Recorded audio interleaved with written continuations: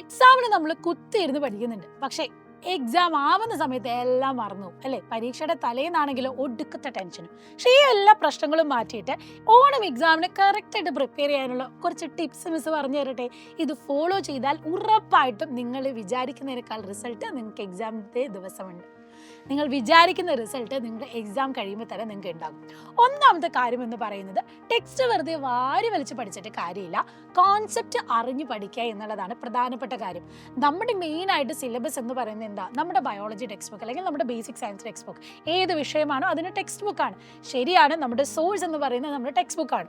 പക്ഷേ ഈ text book പഠിക്കേണ്ട രീതിയിൽ പഠിച്ചാലേ നമുക്ക് അതിൽ നിന്നും പോയിന്റ്സ് കിട്ടുകയുള്ളൂ. നമ്മുടെ ഈ ഒരു SCRT ബേസ്ഡ് ആയിട്ടുള്ള നമ്മുടെ ഓണ പരീക്ഷയ്ക്കൊക്കെ പ്രധാനമായിട്ടും ചോദ്യം ഉണ്ടാകും. ചോദ്യത്തിന് വേണ്ട ആൻസർ പോയിന്റ് ഔട്ട് ചെയ്ത് എഴുതുകയാണ് വേണ്ടത്. അവിടെയാണ് നമ്മുടെ മിടുക്കിരിക്കുന്നത്. അപ്പോൾ ഒന്നാമത്തെ ടിപ്പ് എന്ന് പറയുന്നത്, ടെക്സ്റ്റ് ബുക്ക് വാരി വലിച്ച് പഠിക്കാതെ കോൺസെപ്റ്റ് നോട്ട് ചെയ്ത് പഠിക്കുക എന്നുള്ളതാണ് പ്രധാനപ്പെട്ട കാര്യം. നമ്മളിപ്പോൾ രണ്ടാമത്തെ ചാപ്റ്റർ എവല്യൂഷനിൽ എന്താണ് പ്രിമിറ്റീവ് അറ്റ്മോസ്ഫിയറിൻ്റെ കണ്ടീഷൻ, അതൊരു ക്വസ്റ്റ്യൻ ആണ്. അതിന് 4-5 പോയിന്റ്സ് ഉണ്ട്. അത് കറക്റ്റായിട്ട് പോയിന്റ് ഔട്ട് ചെയ്ത് പഠിക്കണം. ഇനി നമ്മൾ നോക്കുകയാണ് നമ്മുടെ ഈ പറയുന്ന കെമിക്കൽ എവല്യൂഷൻ തിയറി അല്ലെങ്കിൽ രാസപരിണാമ സിദ്ധാന്തം. ആ സിദ്ധാന്തം എന്ന് പറയുന്നത് എന്താണെന്നും അതിൽ നടന്ന കാര്യങ്ങൾ എന്താണെന്നും പോയിന്റ് ഔട്ട് ചെയ്ത് പഠിക്കണം. അപ്പോൾ ഈ പറയുന്ന രീതികൾ ടെക്സ്റ്റ് വെറുതെ വായിച്ചാൽ നമുക്ക് കിട്ടില്ല. ടെക്സ്റ്റ് എന്ന് പറയുന്ന സിലബസിനെ നമ്മൾ ഓരോ കോൺസെപ്റ്റ് വൈസ് മനസ്സിലാക്കാനാണ് ശ്രദ്ധിക്കേണ്ടത്. ഇനി ഇത് നിങ്ങൾ കാലങ്ങളോളം ഇരുന്ന് നിങ്ങളുടെ വീട്ടിലിരുന്ന് നിങ്ങൾ 2-3 മണിക്കൂർ ഇരുന്ന് പഠിച്ചു ശരിയായില്ലെങ്കിൽ പേടിക്കേണ്ട. ഓരോ ചാപ്റ്ററിൻ്റെ 1 ഷോട്ട് റിവിഷനായിട്ട് നമ്മൾ മാരത്തോൺ ലൈവിൽ സൈലത്തിൻ്റെ ക്ലാസ്സിലൂടെ തരുന്നുണ്ട്.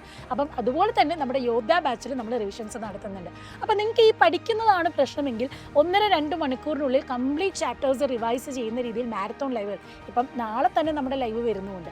അങ്ങനത്തെ റിവിഷൻ ക്ലാസ്സസ് എടുത്താൽ നിങ്ങൾക്ക് നേരെ എന്ത് ചെയ്യാം? കോൺസെപ്റ്റ് കേട്ട് പഠിക്കാം.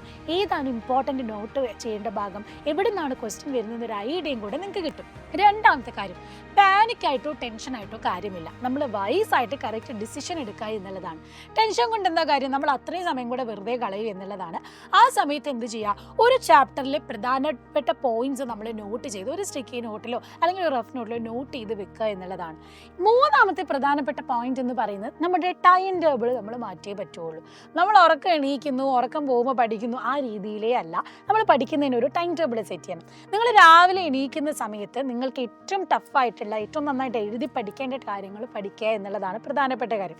ആ സമയത്ത് ഡെഫിനിഷൻസ് കാര്യങ്ങൾ, അതുപോലെ തന്നെ പുതിയൊരു ടോപ്പിക്ക് നമ്മൾ ഇതുവരെ പഠിച്ചിട്ടില്ല, ആ ചാപ്റ്ററെ പറ്റി ഒരു ഐഡിയ ഇല്ലെങ്കിൽ ആ ചാപ്റ്ററിൻ്റെ ഒരു റിവിഷൻ ക്ലാസ് എടുത്ത് വെച്ചിട്ട് നിങ്ങൾ അത് നോട്ട് ചെയ്ത് പഠിക്കുക. ഇനി ആഫ്റ്റർനൂൺ ഒക്കെ ഉള്ള ടൈമിൽ നിങ്ങൾക്ക് ലീവൊക്കെ ഉള്ള ദിവസം നിങ്ങൾ ഉച്ച കഴിഞ്ഞ് ഉറക്കം തൂങ്ങാനാവുകയാണ്, പക്ഷെ പഠിക്കണം. ഇനി ഉറക്കം വരികയാണെങ്കിൽ നിങ്ങൾ ഒരു 15 മിനിറ്റ് ഒരു അരമണിക്കൂർ ഉറങ്ങിക്കോളൂ. എന്നിട്ട് എണീറ്റ് ഇരുന്നിട്ട് എന്ത് ചെയ്യണം? പിന്നെ ഉറങ്ങി പോകരുത്, എണീക്കണം കറക്റ്റ് അലാം വെച്ചിട്ട്. ആ എണീറ്റ് ഇരുന്നിട്ട് ആ ഒരു ഡിഫിക്കൽട്ടായിട്ടുള്ള ഭാഗത്തുള്ള അല്ലെങ്കിൽ എന്താണ് മാത്സിൻ്റെ പ്രോബ്ലംസ് ഉണ്ടെങ്കിൽ അത് ചെയ്യുക, അല്ലെങ്കിൽ നമുക്ക് ബയോളജിയിൽ എന്തെങ്കിലും വരയ്ക്കാനുണ്ടെങ്കിൽ അത് വരച്ച് പഠിക്കുക, ലേബലിംഗ് പഠിക്കുക, ഡയഗ്രംസ് പഠിക്കുക. ഇതൊക്കെ നിങ്ങൾക്ക് ഒരു ആഫ്റ്റർനൂൺ ടൈമിൽ ചെയ്യാവുന്നതാണ്. ഇനി വൈകുന്നേരമാണ് നിങ്ങൾക്ക് പഠിക്കാൻ കൂടുതൽ ഇഷ്ടമെങ്കിൽ ആ സമയത്ത് നിങ്ങൾക്ക് ഇഷ്ടമുള്ള സബ്ജക്റ്റ് പഠിക്കുക. നിങ്ങൾക്ക് മൂഡില്ലാത്തൊരു സമയമാണെങ്കിൽ നിങ്ങൾ പ്രോബ്ലംസ് ഒക്കെ ചെയ്ത് പഠിക്കാനായിട്ട് ശ്രമിക്കുക. അപ്പോൾ ഈ ടിപ്സൊക്കെ നിങ്ങൾ മനസ്സിലേക്ക് വെക്കാം. ഇനി പരീക്ഷ എന്ന് പറയുമ്പോൾ ശ്രദ്ധിക്കേണ്ട കാര്യം, ഇതാണ് ഏറ്റവും ഇമ്പോർട്ടൻ്റ് ആയിട്ടുള്ള ടിപ്പ്.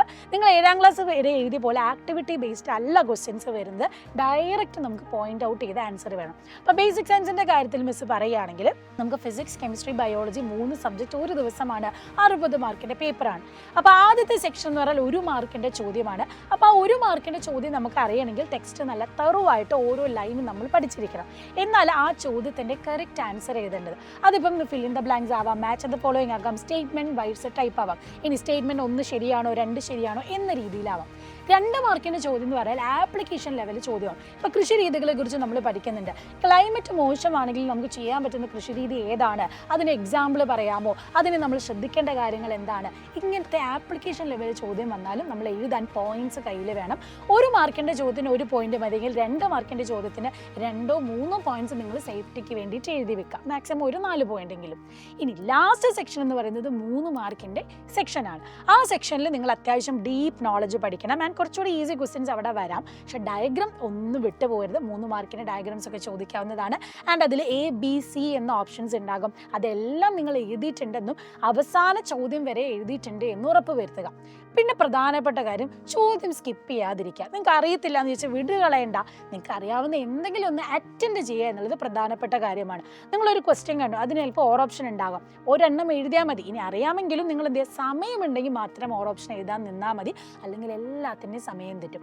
അപ്പോൾ ഒരു കാര്യം ഓർത്തു വെക്കുക, അറിയത്തില്ലാത്ത ചോദ്യം ഉണ്ടെങ്കിലും രണ്ടാമത്തെ ചോദ്യമാണ് എന്നിട്ട് എ എന്ന് എഴുതി എന്തെങ്കിലും ഒന്ന് നോട്ട് ചെയ്യുക, അറ്റൻഡ് ചെയ്തതെങ്കിലും മാർക്ക് കിട്ടാൻ സാധ്യതയുണ്ട്. സോ ഈ ഒരു പാറ്റേൺ ഒക്കെ ഫോളോ ചെയ്ത് ടൈം ടേബിൾ ഒക്കെ സെറ്റ് ചെയ്ത്, ആൻഡ് ഉറക്കം മസ്റ്റാണ്, ഉറക്കമില്ലാതെ പഠിക്കരുത്. നിങ്ങൾക്ക് അത്യാവശ്യത്തിന് വേണ്ട രീതിയിൽ ഒരു 6 മണിക്കൂറെങ്കിലും നന്നായിട്ട് ഉറങ്ങിയിട്ട് പഠിക്കാനായിട്ട് ശ്രമിക്കുക.